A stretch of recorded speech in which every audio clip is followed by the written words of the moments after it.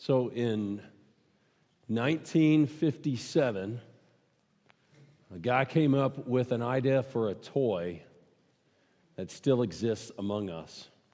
And I figure the guy had to be a grandpa giving this toy to his grandchild.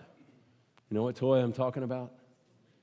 It's the corn popper toy. That little push in front toy. Yeah, when is a gift not a gift? When grandpa gives grandchild a corn popper toy, that's when it's not a gift. You know why? Because every parent is like, I had enough trouble getting the youngest to sleep without the older kid trying to learn to walk with the stupid corn popper popping throughout the house and waking up everybody else in the house. And this is the way of grandparenting, I think.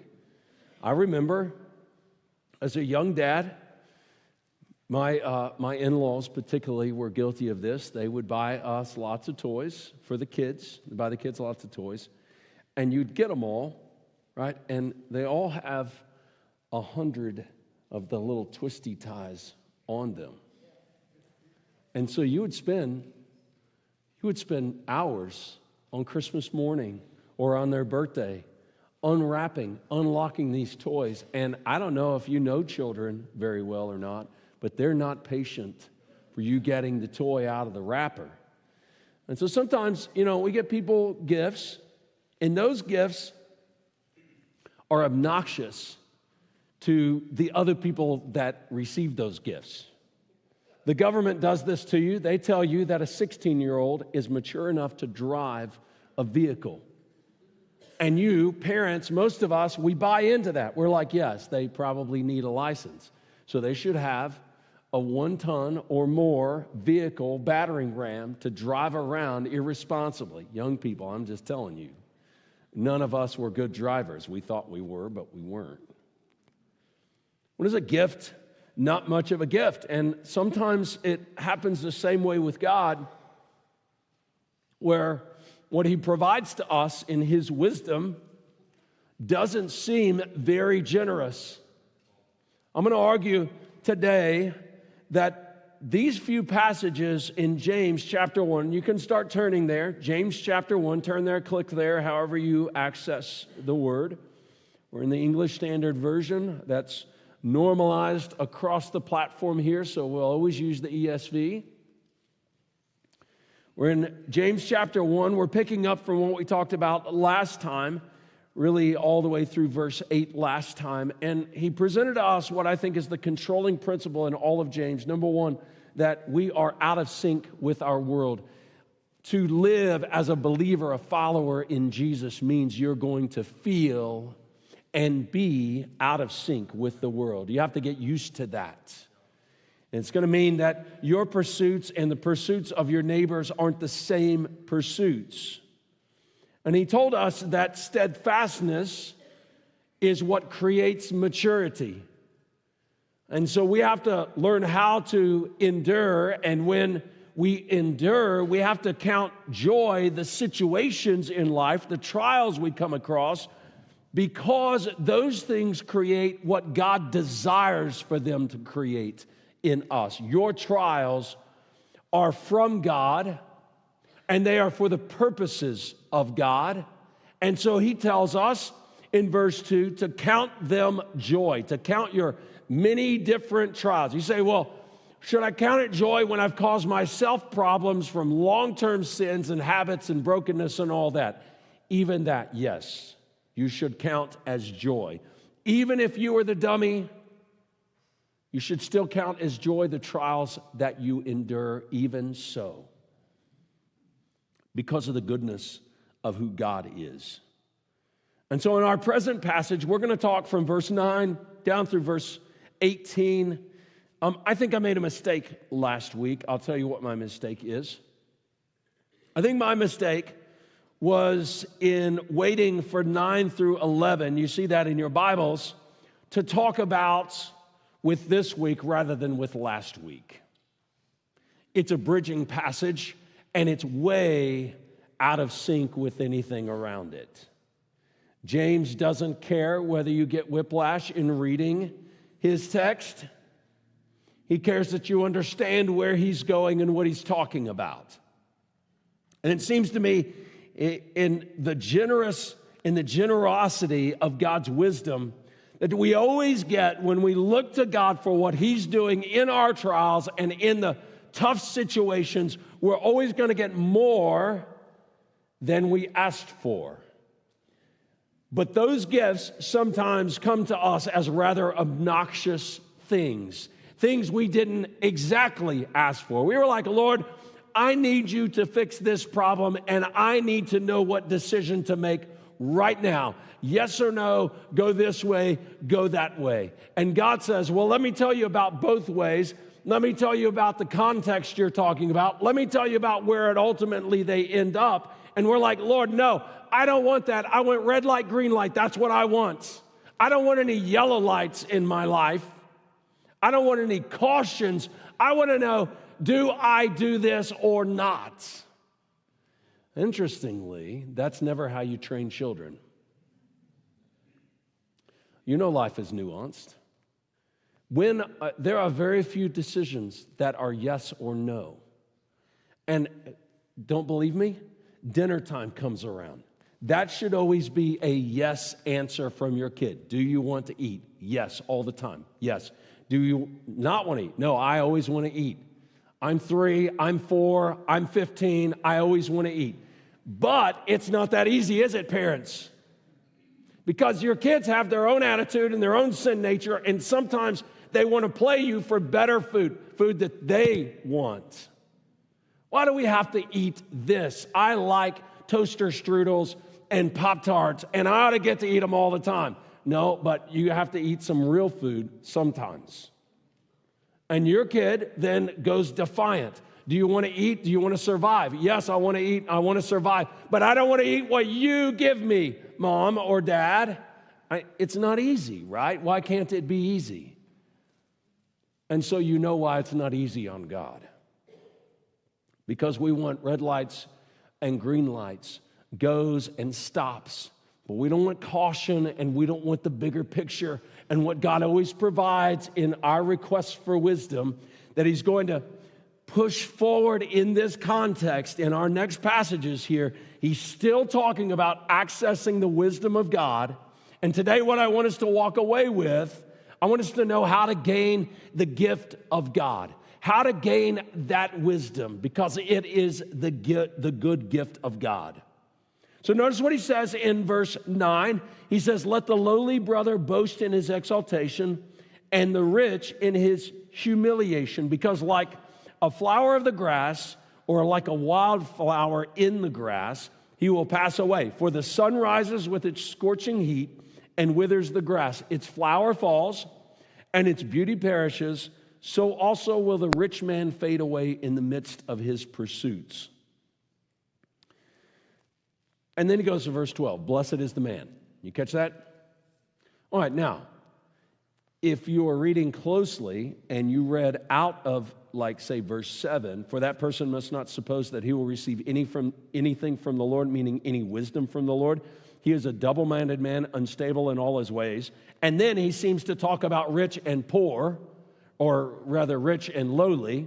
And then he goes back to the man who remains steadfast under trial. It's almost as if he decided later to come back and insert verses 9 through 11 just because he wanted to toss something in randomly in the book. And if you read James's letter, it feels really random there. I think the reason he does this is because there's two kinds of pursuits in the world. There's the kind of pursuit that involves money, gain, things you have, things you own. There's that pursuit. And then there's the pursuit of the things that God would provide to you. The kind of gains that are hard to calculate and are hard to quantify in your life. And so he lays out in front of us that if you are lowly, you should boast in your exaltation because that's where God takes you. And if you're rich, meaning you're proud in this life, you should boast that you will be humiliated. Guys, on the global scale, we're all rich. as far as that's concerned. But this is not about physical possessions. This is about spiritual pursuits. This is about what we actually want to gain out of life. And if you want the gift of God, then you have to desire to gain something that the rest of the world is not pursuing. You see, I think the world loves a good gold rush. And there's always some kind of gold rush going on. It drugged people from the East Coast to the West Coast in our nation's history. It has drugged people around the world to find El Dorado in the New World. Like, people have always loved a gold rush. We've always had some kind of gold rush. And even now, you young people, you're thinking about, what am I going to do in my life? And what schooling am I going to get? And is it going to have some gold attached to it? Hey, you know what? At one level, you need to think that way, right, adults? Like, you need to think about, does this pay for anything? So while you may want to be an artist, the other question is, most of us are not like Michelangelo, and even he wasn't rich in his life, and he carved the naked David statue. So you can be an artist, but your parents are going to be like, okay, but how are you going to pay the bills? There is some gold involved, and I don't think James is talking about gold per se. He's talking about pursuits. And so he lays out then in verse 12, the pursuit. He says, blessed is the man who remains steadfast under trial, for when he has stood the test, he will receive the crown of life, which God has promised to those who love him. So you have two people in this. You have the steadfast person, and you have the rich person. The rich man fades away in the midst, even while he's pursuing. And the blessed man, the steadfast man, gains throughout life. You have one who's going down and the other who's going up. The steadfast person is the one who's going up. So here's what you have to decide. The disciple has to decide that he wants the crown of life. That's what you have to decide. If you are a disciple here today, meaning you have trusted in the Lord Jesus for your salvation, you've confessed him as Lord, and you believed on the sacrifice that he gave for you, if you are that person, a disciple of Jesus, you have to decide that you want the crown of life. Many of our problems in this life are because we're double-minded. We say to God, I want you, I want what you give, I want what you provide. But then we say to our employer, I want you, I want what you give, I want what you provide. And we're double-minded in our faith. You realize that you have to be single-minded in where the generous things come from. And if they come from any other source, then you will be distracted in your life. So you have to decide what kind of reward you want. And you have to decide as a disciple that you want the crown of life. That's what he just tells us. He says, listen, if you're lowly, it's good because you'll be exalted. Presumably, then the lowly brother is the one who is the blessed man who's remained steadfast under trial. Because after the trial, did you catch that? Verse 12, for when he has stood the test, he will receive the crown of life. And God has promised it to those who love him, to disciples.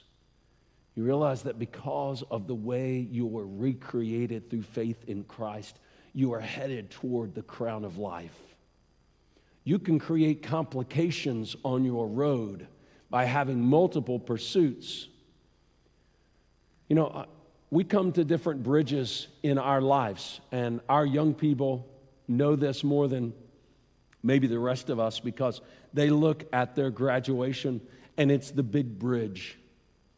It's the bridge between where grade and age compelled you forward, and then you cross graduation, you cross that bridge into young adulthood, and people, like, it's no longer what grade you're in, it's no longer what age you are. You start having all the choices on your own, and it's a difficult time for our young people.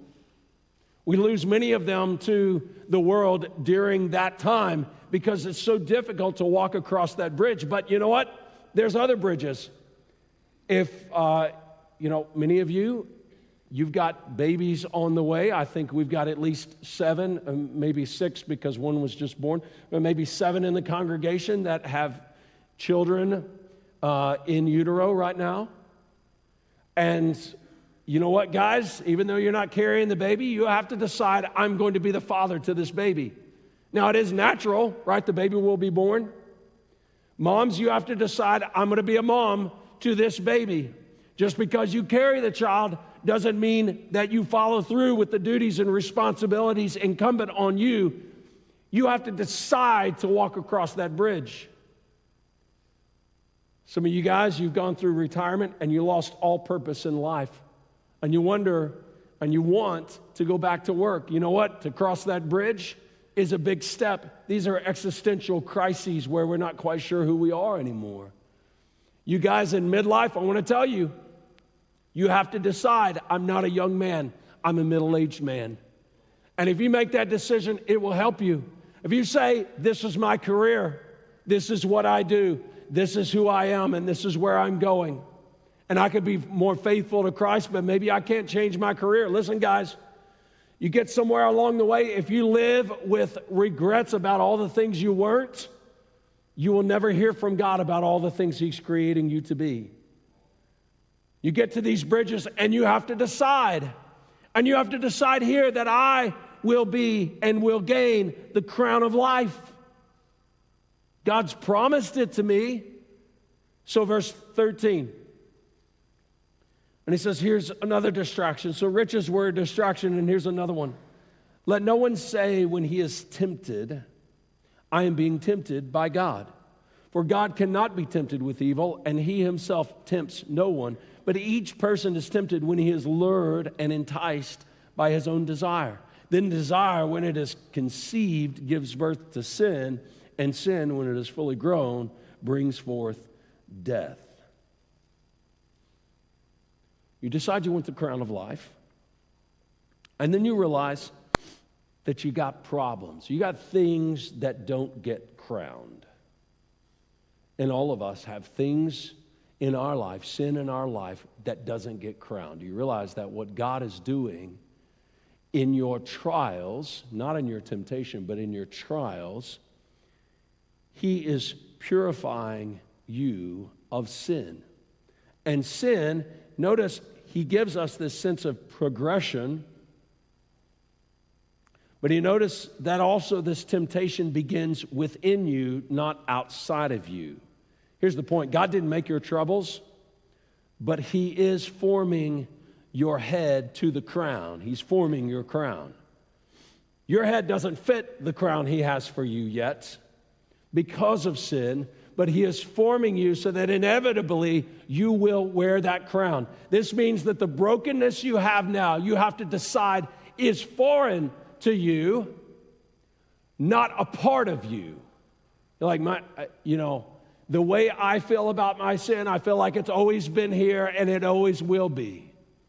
Well, that is a defeatist, broken view of what God does, because God transforms. However, it requires a lot of pressure sometimes. There's a process called hydroforming. I think we've got a little example for you here. There's a process of hydroforming in which water pressure shapes steel welded structures into spheres. That's pretty fantastic, isn't it? That's real. That's not AI, that's real. This is a common process. And for that kind of shaping, it requires 10 to 15,000 psi of water pressure within at an explosive force in order to generate the full sphere. Some containers, depending on what they are, require up to 100,000 psi. That's a lot of pressure, folks. And I want you to know, sometimes some of us, even right now, feel a ton of pressure from our sin, from the temptation within you. And temptation will deform you. Trial will form you.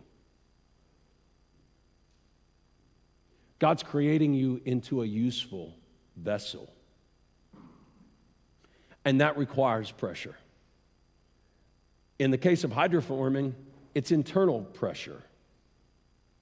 And so he says, listen, you shouldn't look at God and say, well, God is forming me through my temptations. Because that's a tendency, and actually the word tempted here and trial elsewhere have a very familiar Greek root. They're very close to the same word, and they sound kind of the same. Trial and temptation for us, and in the Greek, temptation and trial are very similar. We think about it this way. Trial is usually the things that are external to us, and temptations are the things that are internal to us. Here's what I've found. There's usually a combination, an impact between the expectations of God, the external, and the brokenness within, the internal. And he lays it out for us. He says, here's where temptation comes from. It starts with you. It doesn't start with God. Each person is tempted when he is lured and enticed, look, by his own desire. Did you catch that? Why can't I break free? Because I think there is soul corruption meaning internal, our basic selves that are also broken, not just our behaviors, but at the core of who we are, there's brokenness there, and our souls are dissatisfied. And those dissatisfied souls create internal desires. And notice then what happens in the deformation process. Desire is conceived in us, so that moment you say, I really want that. You don't have to vocalize it. It just has to crop up in your head. There are triggers for this kind of thing, is what they're called. Sometimes it's random and brand new. You say, I wonder if I could be happier in a different marriage. You realize what that is? It's a dissatisfied soul. And it's now found its way to verbalization. It doesn't start as verbalization, but it works its way up into verbalization. It starts as an internal desire, and then it grows. It conceives. And what does it conceive? I think that internal desire of I'm a little discontent with my relationship. It conceives and gives birth to the statement, well, maybe I could be happier with somebody else. And sin, when it is fully grown, fully deforms your life.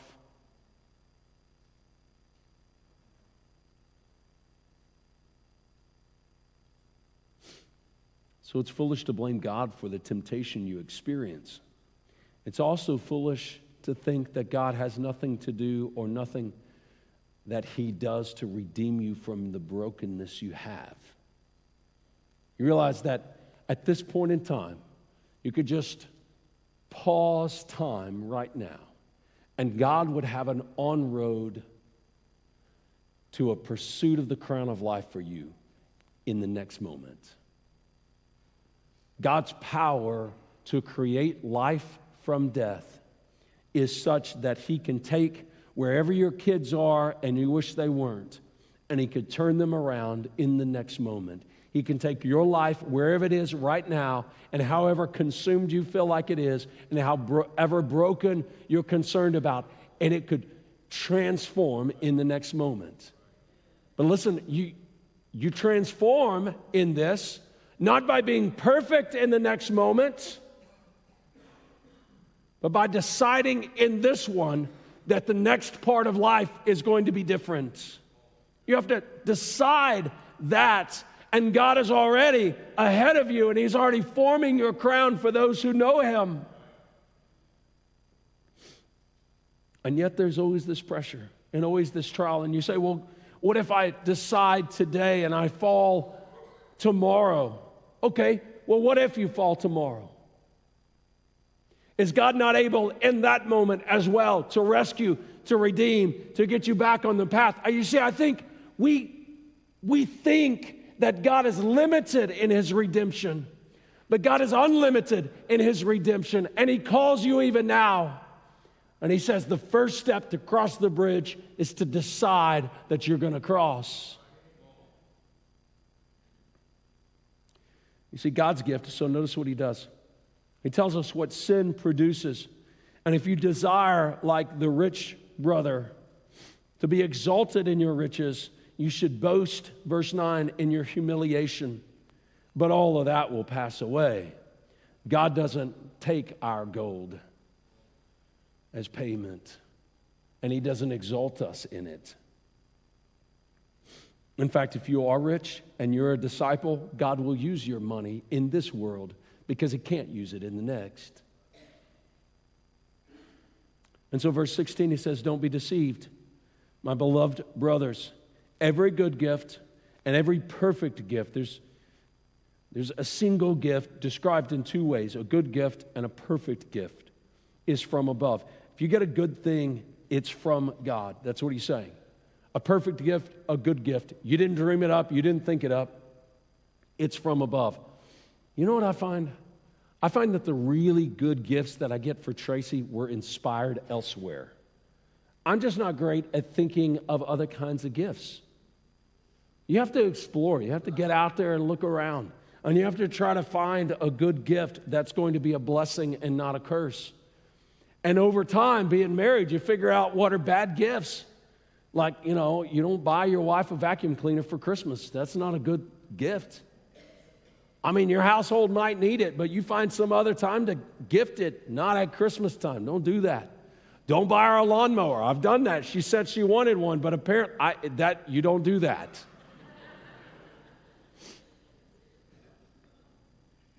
All the good gifts, all the perfect gifts, all the generous components of how God transforms a life.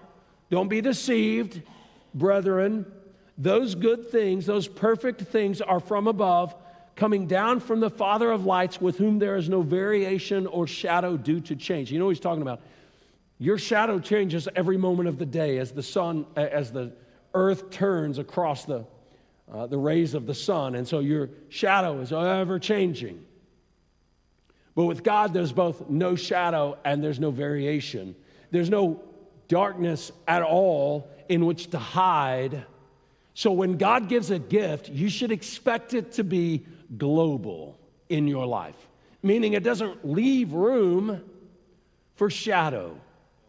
Now that's hard. I think that's hard for us to understand, because usually we say, Lord, get me out of this problem. And what we mean is just the little portion of the problem. But you realize God never is just fixing your behaviors.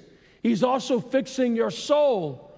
So when he looks at you and he sees you and he works in you, he's not just getting you past alcohol or getting you past adultery or getting you past broken sinfulness.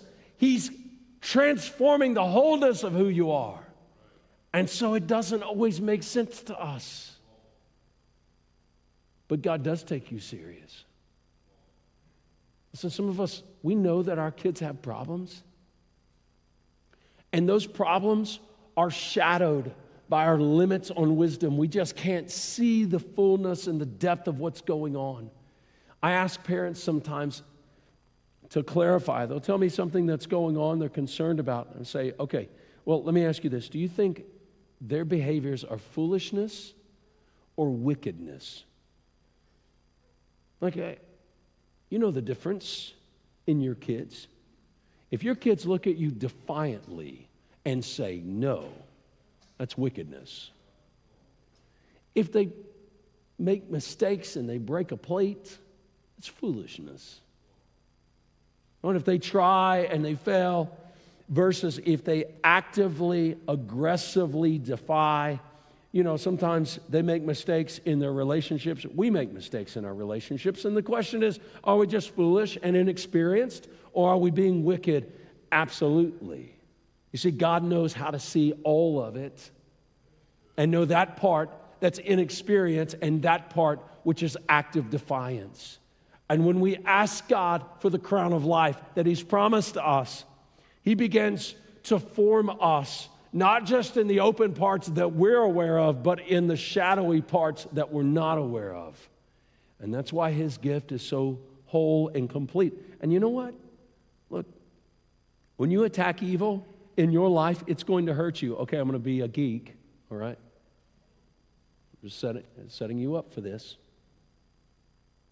I was reading Return of the King by Tolkien, The Lord of the Rings. I need a little love. Is it okay? Okay. And I was also studying James. It was a few months ago as we were running up to this. And Tolkien writes the following words on the lips of Aragorn, who is the healer king. And this is after Merry the Hobbit. Sorry, this is getting really geeky. The more I talk about it, it's getting geekier. Merry the Hobbit was injured killing the Witch King. And just the act of stabbing him had harmed him and nearly killed him. Aragorn says, "Do not be afraid. I came in time, and I have called him back. He is weary now and grieved, and he has taken a hurt, daring to smite that deadly thing. But these evils can be amended. So strong and happy a spirit is in him, in Merry. His grief he will not forget, but it will not darken his heart. It will teach him wisdom."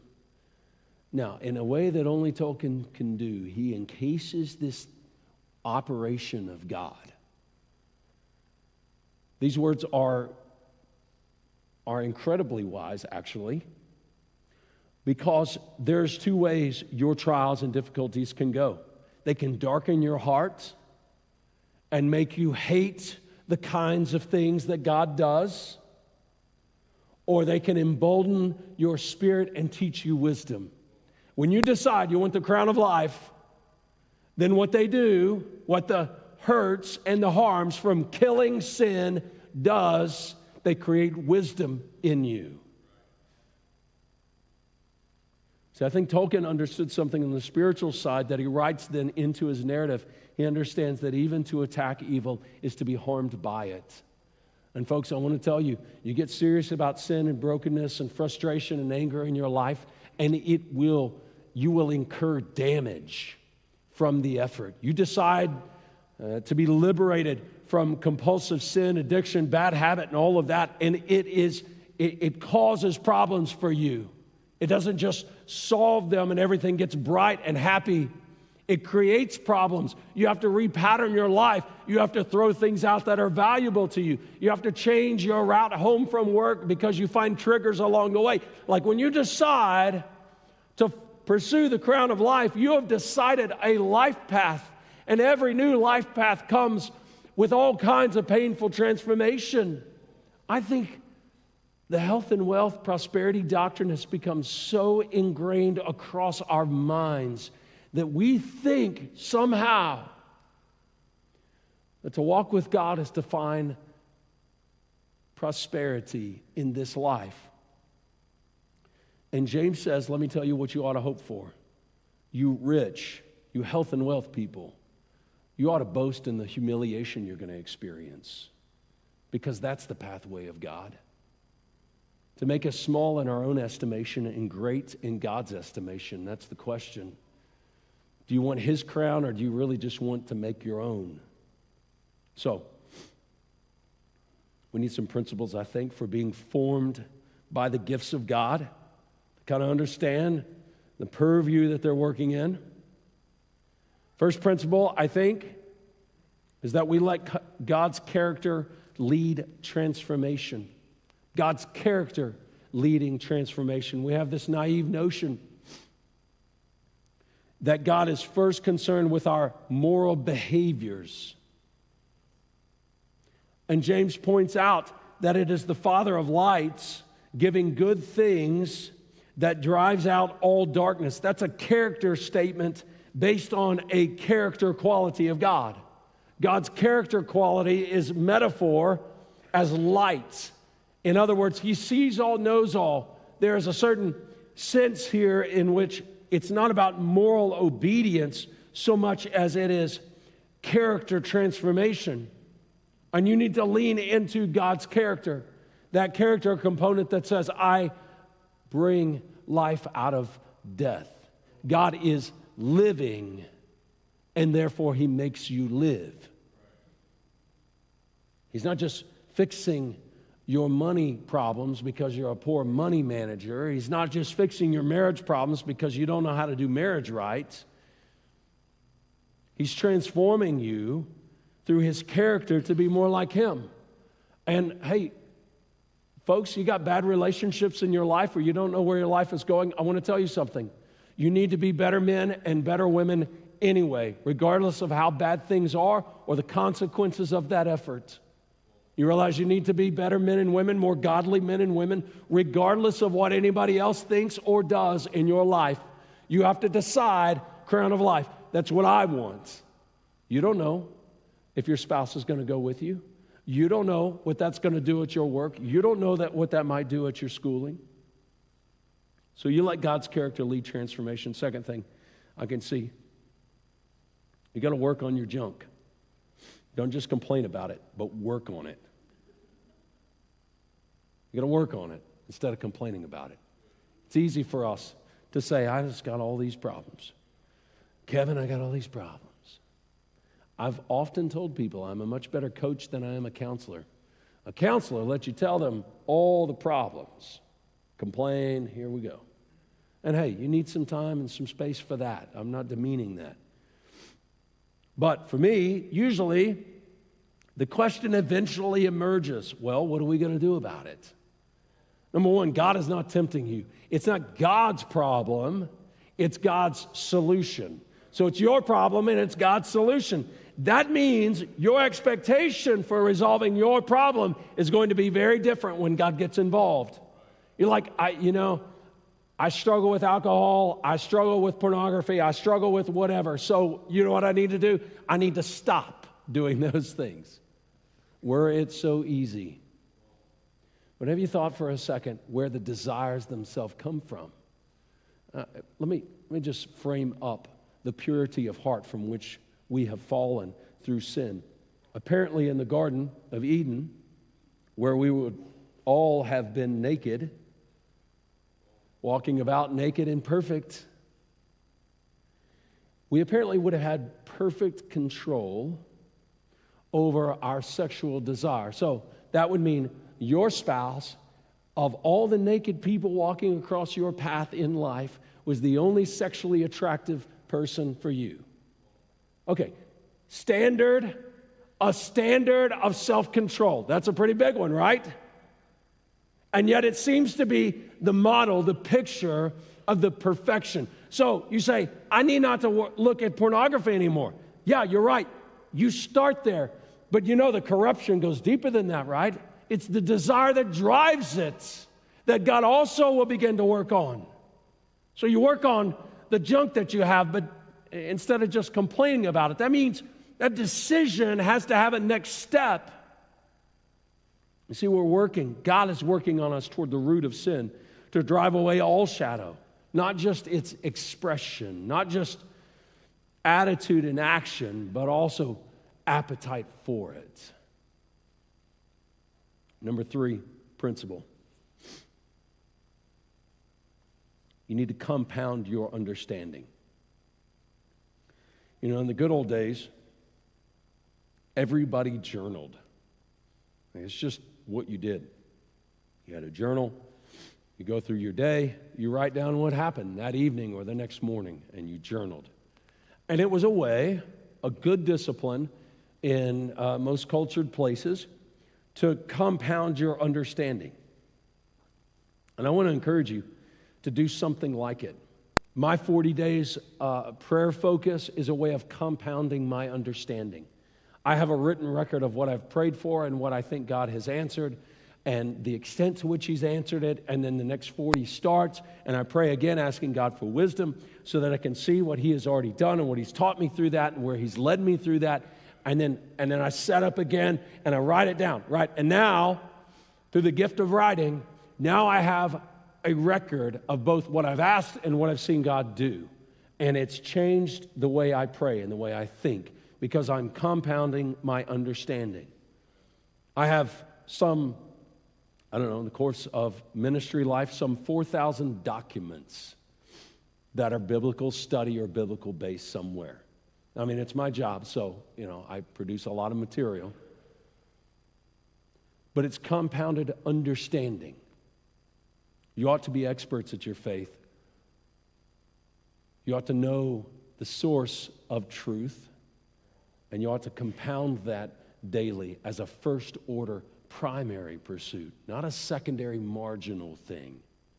In order to be mature, you have to compound your understanding. Children do this. Adults in our jobs, we do this. People that fail to compound their understanding, well, they don't go very far in life. They're your general labor because they've never compounded their understanding. It's not only just a spiritual hack, it's also a life hack. And these principles, it's about being formed by the gifts of God. And so as God moves in your life, you need a way to record, learn, and grow from that, to reduce temptation. You see, the first great way to deal with temptation is to figure out how to build some barriers to the initial mindless response and action toward it. So listen, if you struggle with alcohol or if your spouse struggles with alcohol, I want to give you one really big life hack that you can do. Get all the alcohol out of your house, and like when you get home, not later when you're foolish, but right now while you're wise. You go home, you throw it out. If somebody has a problem with alcohol in your house, throw it out. Can you get it otherwise? Sure you can. But if somebody in your house has a problem with it, help a brother or a sister out and get rid of it. You compound your understanding. It is not the end-all, be-all, but it is a great first process. Number 4, be part of the bigger work. Notice what he goes on to say. He says, every good gift, every perfect gift is from above, coming down from the unchangeable God.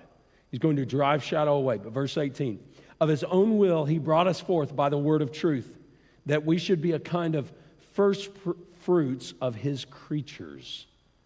Now again, to a direction that seems almost completely out of context. First fruits language exists in a lot of places in the Bible, but I think here what he refers to is being a part of a bigger work. So he's talking about the pursuits of life, the pursuit that a disciple takes in life. And so he opens this up and he says, listen, when you decide to pursue the crown of life, there's that metaphor. He says, and then you become kind of a first fruits of his creatures, meaning you are on the front edge of what God is doing in his creation and to his creation. You've been equipped and made mature, and you have to be steadfast, and you have to stay in the game because you have a role to play in how God is forming and accomplishing his work in this world. You've got to get a bigger mind about why you follow Jesus. You don't follow Jesus so you can go to church sometimes. You follow Jesus because God has called you to reach the planet. That's a big place. There's a lot of folks in it. And he's called you in your little space.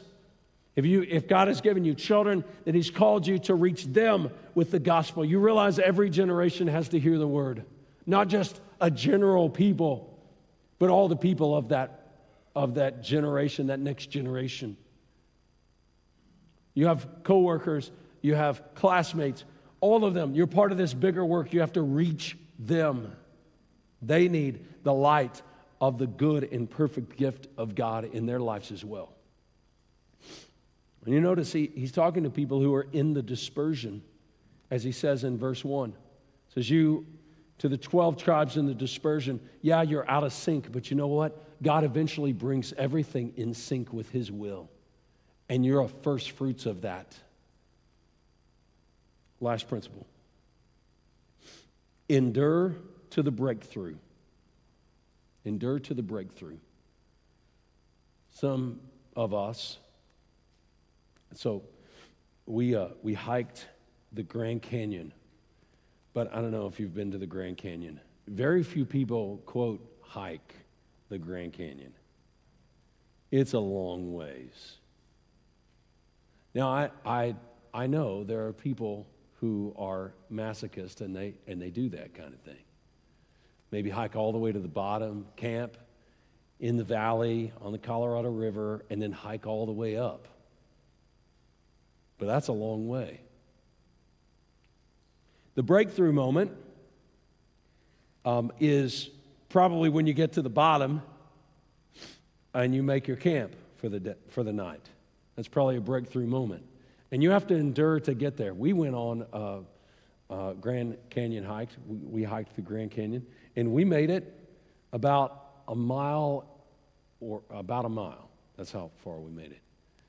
There was a checkpoint, and it was a viewing point where you could walk out on and loom into the down into it and across it. And we made it that far, and then because Dad was a baby, we turned around and headed back. That's as far as we made it. I didn't really endure to a breakthrough. I endured to a breakdown, and then we turned around and went the other way, right? Some of us, that's as far as we go. We endure to a breakdown, and then we turn and go the other way. And you can't endure to a breakdown and reach maturity. It may take immense pressure in your soul to form you. So you say to yourself, you're like, this just doesn't seem right because I'm trying to do all the right things, but it's still so difficult for me. Notice what he lays out here. He doesn't talk about your strength. He doesn't talk about strength to do the things of God. He doesn't talk about strength to change yourself. He talks solely about endurance. Something incredibly important about that. You know what it is? If you're still walking, you're still on the path to that breakthrough, and there will be a moment of relief. And when that moment of relief comes, you'll say, hallelujah, thank you, Jesus, that you've done the work. You didn't have to be strong enough. You have to know that God knows your limitation. You're like, I just can't do it, Lord. But God knows. God knows where you're at, and God knows how far you can take it. My wife knows my limitations. They're not the same as my kids' limitations. My kids are like, oh, come on, Dad. They were a little older. We can go further. My knees hurt. I just can't make it any further. We did get to see a snake crossing the path on the way up. We wouldn't have got to do that if we went further. I mean, there's some benefits to being a weakling. You need to endure to the breakthrough, and you have to trust the wisdom of God. So if you're in that broken moment, here's how this ties back to what he told us in 1:5 through 8. You ask God for wisdom. Like, how far, Lord, do I need to go? Rarely have I felt God has told me how far is far enough and where the breakthrough actually shows up. It just shows up. But I think what we often find is God will take you to the last step you think you can make and at least a half step further. That's where change occurs and transforms and the heart shifts and you have a new soul and a new heart, as it were. So endure to the breakthrough. So, here's the question. Do you really want the gift of God? Do you really want the gift of God? Because the gift of God is a hard, pressurized thing. It's bigger, bolder, stronger, requires more endurance, more steadfastness than you have imagined. Do you really want the gift of God? You have to decide that you want that. You have to decide that the crown of life is the blessing that you seek out of this life. And you realize endurance actualizes that gift. It's what gets it cooked. Endurance, not your strength, not your knowledge, not your talent, not even understanding the wisdom of God, but His durable work in your life and your willingness to say yes all along the way. So do you really want the gift of God? That's our question this morning. And here's the other question. Who else needs this? You see, we think as ministers of the gospel, you and I together as ministers of the gospel, we get a word on Sunday. We get a word from the Spirit of God through His word to us. And there are people then that are around us who need this ministry, people who are living and dying, rising and falling, and they need to know that endurance is what God requires. So who else needs this? Who else needs the wisdom of God's direction in their life? You know, you can ask that for God's work in other people's life. Put it on your 40 days of prayer and ask God, look, I'm going to start, what's today? January 12th, tomorrow. I'm going to pray for this person for 40 days that God will help them to know Christ or will help them to turn their life around. And I'm going to watch for 40 days, and I'm going to take the opportunities that God gives, and I'm going to see God's wisdom produce results in their life. Who else needs this? I'm going to ask you to stand.